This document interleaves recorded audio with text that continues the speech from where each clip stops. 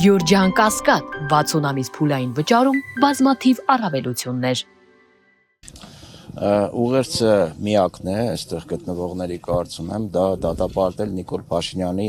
բռնաճնշումները հայ առաքելական եկեղեցու դեմ, այս բռնաճնշումները ոչ միայն հակաեկեղեցական են, այլ նաև հակաքրիստոնեական են, որովհետև արդեն իմ մոտ կասկածներ չի հարուցում այն, որ Նիկոլ Փաշինյանի այս գործողությունները պայմանավորված են Փաշազադեի հրահանգով, որովհետև հայ առաքելական եկեղեցին այս բռնաճնշումներից առաջ եկեղեցու առաջնորդ Գարեգին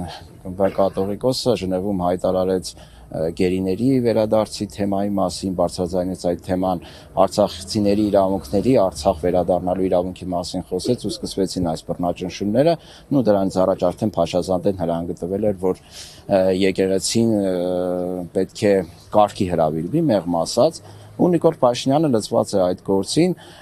Նիկոլ Փաշինյանը ինչու եկեղեցու դեմ, որովհետև եկեղեցին մնացել է միակ ինստիտուտը համահայկական,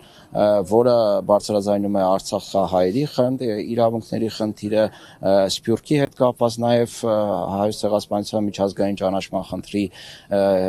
իրավահաջորդ իրավատերը, հետևաբար Թուրքիայից եւ Ադրբեջանից նման պահանջ պետք է դրված լինի, ու Նիկոլ Փաշինյանը շատ հիանալի կատարում է այդ պահանջը, ոտնահարելով օրենքը, ոտնահարելով սահմանադրությունը, հասել ենք այնպիսի մի իրավիճակի, որտեղ 30-ական թվականների ոճով, երբ բոլշևիկները փորձում էին կազմաքանդել, փակել, բանտարկել, սպանել ընդհանրապես եկեղեցին, իհարկե իրենց չհաջողվեց, որովհետև քաղաքականություն փոխվեց, հիմա Նիկոլ Փաշինյանը, ես կարծում եմ, գլխում է 36-37 թվականների այդ բռնաճնշումները, հակաաստվածային այդ շրջանի բռնաճնշումները, մնացել է միայն Նիկոլ Փաշինյանը երևի, ասենք, հատուկ ծառայություններին հրահանգի կաթողիկոսին այնտեղ խեղտամահ անեն կամ չգիտեմ, ձերբակալեն, եթե 37 թվի հետ ենք հայլը համեմատականներ անում, որովհետև չի արել այնպիսի բան, որ չեն արել այնտեղ բոլշևիկները բանտարկելով սրբազաններին, հոգևորականներին։ Մենք պետք է հասկանանք, որ այստեղ Նիկոլ Փաշինյանը ընդհանրապես չի դրել եկեղեցու բարեփոխման, եկեղեցու մաքրման խնդիր, այլապես մենք չենք տեսնի իր կողքին հայտնի եպիսկոպոսներին, հատկապես Կճոյանին, որը ինքը իրենով մարմնացում է այն արատների, որի մասին խոսում է Նիկոլ Փաշինյանը, եկեղեցու եւ սրբազանների հետ կապված, անգամ իր հայտարարությունները կան, ազգային ժողովում Բենթլի Սամո հաշվետվություն է պահանջում։ Ես ուզում եմ Նիկոլ Փաշինյանին հարցրել,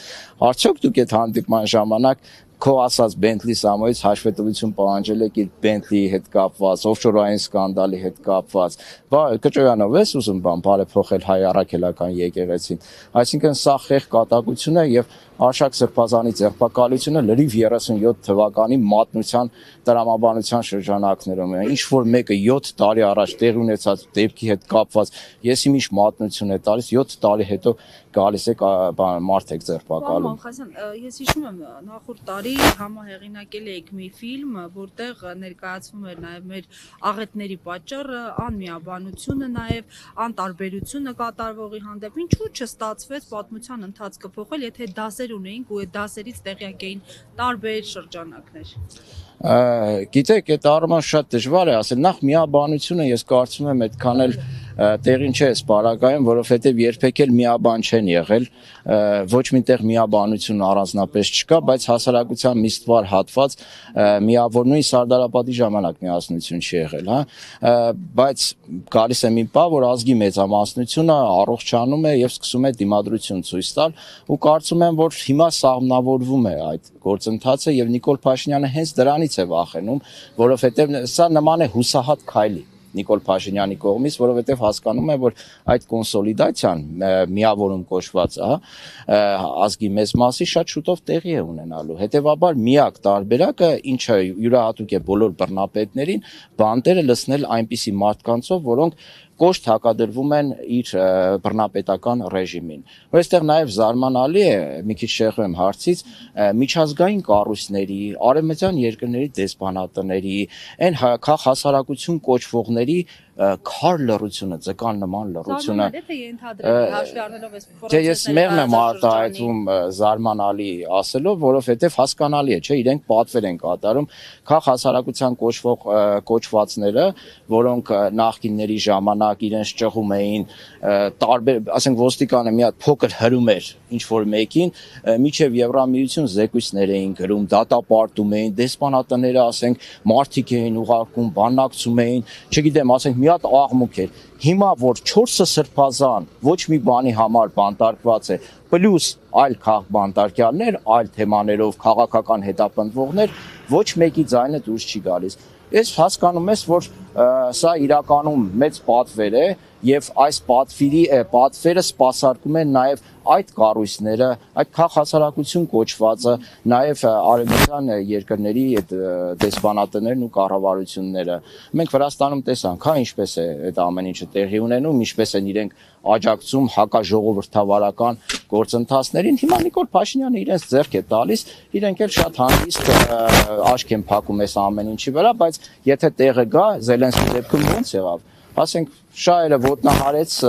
իրենց ներկայացրած մի անգամից շուտ կոռուպցիոն սկանդալ